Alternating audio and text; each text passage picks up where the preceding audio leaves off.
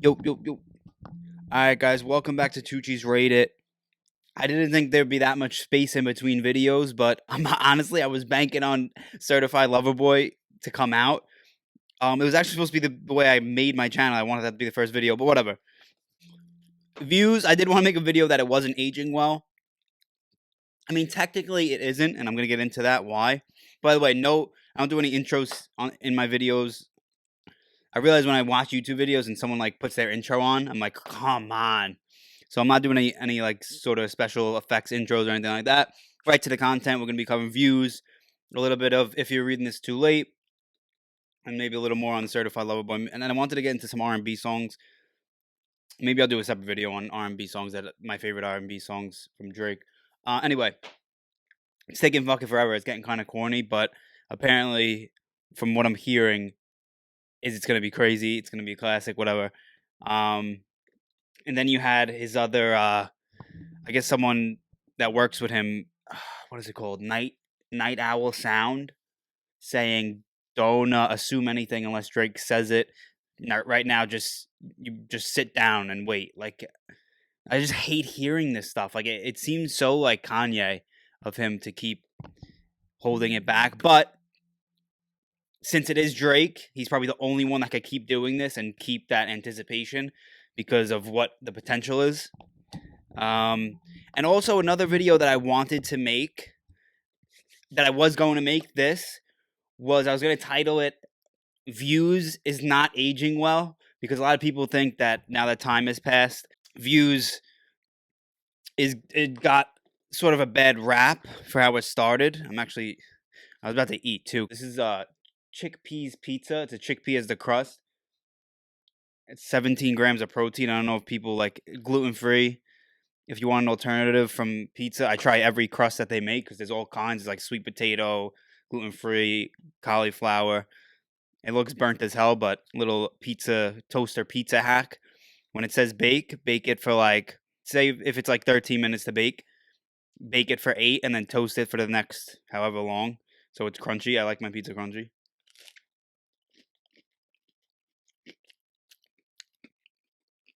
It's a good piece of cardboard. It's okay. Give that like a 6.1.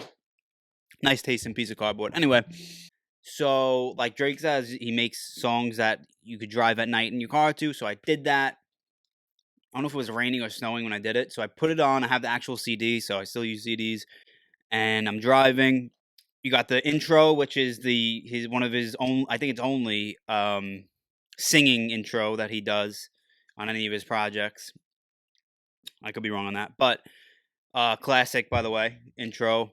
Then it goes to 9, which I never liked. I really never liked, but now I like it's listenable for me. Like, I kept it on. I just went through the whole thing, and every song was like slap, slap, slap. The rap, my first thought on the rap when it first came out was it wasn't good. Like I never went back to the rap songs on it. Uh, don't hate me for that. Hype, I didn't really like. Good listen, but not to go back to. Views, the song, didn't go back to it. Western Road Flows, at the time, didn't go back to it, but now I really like that song.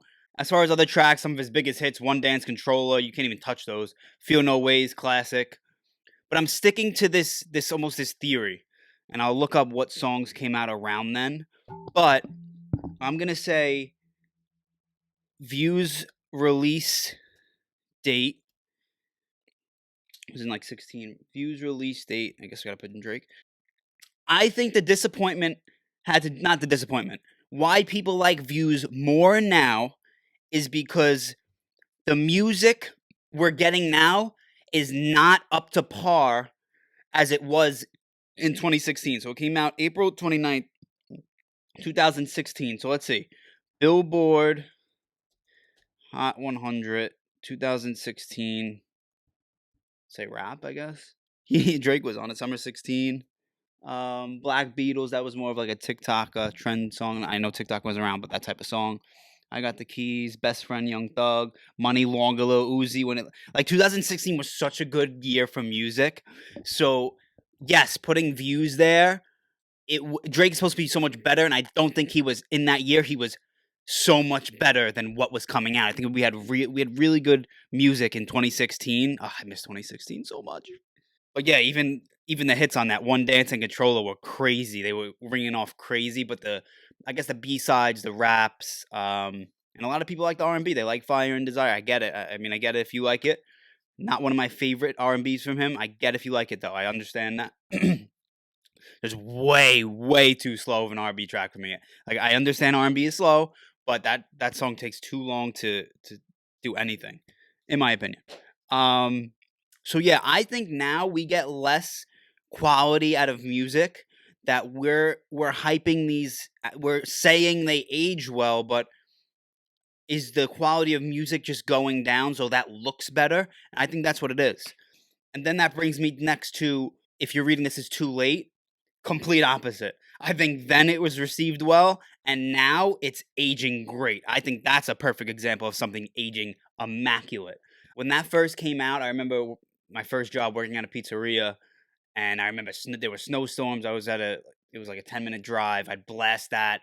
I'd work in the basement too of the pizzeria, so we'd have our own stereo. We'd blast that over and over and over again. Really appreciated it then. Now going back to it, we just had a snowstorm here in New York. Driving, put that right on, and it's like didn't even miss a beat. Like hits on there, and it wasn't even crazy radio play. I don't think, right? Not out of most of them, but the rap song on there. Is it 4 p.m. 4 p.m. in New York? 4 p.m. in New York. I think is one of the best timestamp songs. Oh, 6 p.m. in New York.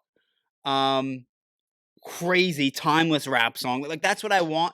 Everyone says, not everyone. I've been hearing things like, "What do you want to hear on Certified Lover Boy? What do you want to hear?" Um, no, not another version of it. If you're reading this too late, we keep going to Drake for something where it could be the next style. You know what I mean? He always when he first came out, best I ever had. We never heard something like that before. You know what I mean? Houston, Atlanta, Vegas. Anything he put out early in his career, even the features, you just didn't hear that style of music. The I'm Going In's features, and he's done that with the features over and over, like just making a sound that no one could replicate, even though a lot of artists try to do it these days. Raps on there, No Telling, you me and the Six, I think it's called. Just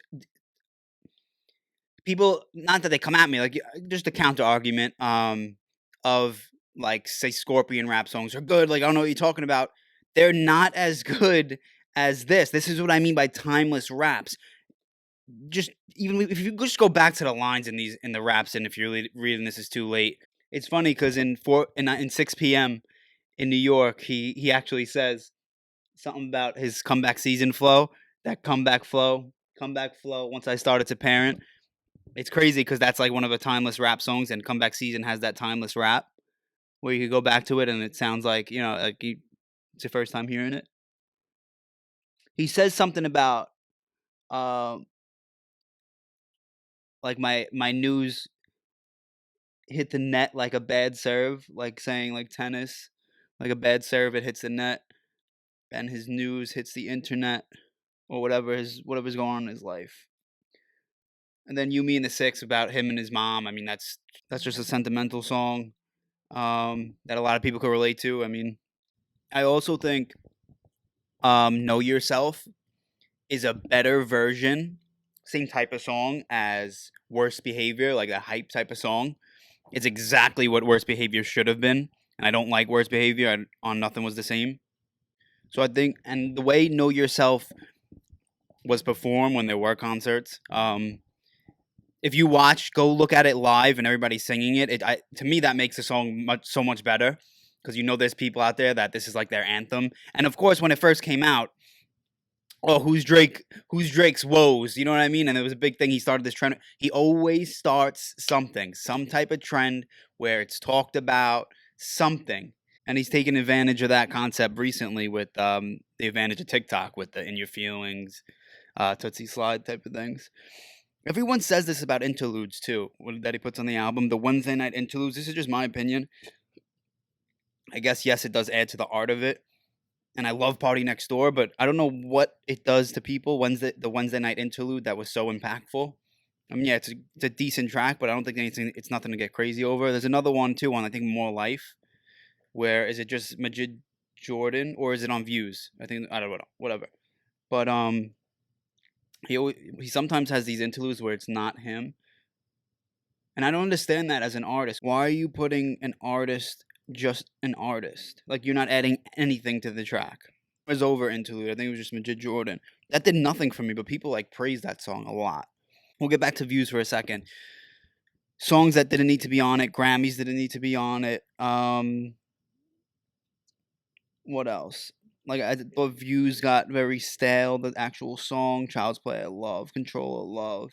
Faithful didn't have to be on there. There's a lot of leaks that are better than a song like Faithful. Redemption's a cool song, especially the second part of that. The hits on Views are insane, but he didn't do as great with the B sides, in my opinion. With You, with Party Next Door, shouldn't have been on there. But that's that. I mean, if you're reading this, was better. I guess is this a comparison? I'm not going into detail with everything. I mean, my favorite song on If You're Reading This Too is Jungle. At first, I thought it was Drake on the hook. I remember he released a video called Jungle on YouTube. It's still on YouTube, and there's a moment where he gets back in the car and this beat comes on. I was like, holy shit! Whatever's about to come out is gonna be crazy. And then like, just one night off a whim, like I think I got his notifications to my phone from Twitter, and it was the link for If You're Reading This. Just crazy. Is that like a classic? Do we consider that a classic now as a hip hop community? We always talk about the Nothing Was the Same, the Take Cares. I don't think Nothing Was the Same is a classic at all. Not at all. Great album, just not a classic. I think So Far Gone, Take Care. People are gonna hate this, but I think Thank Me Later is. I want to do something separate with Thank Me Later too. But yeah, So Far Gone, Thank Me Later, Take Care, and I think I'm ready to add If You're Reading This Is Too Late. I really am. But yeah, that's that. Didn't want to make this too long. Like I said, I was just waiting for CLB to drop so I could do a reaction video or something on it.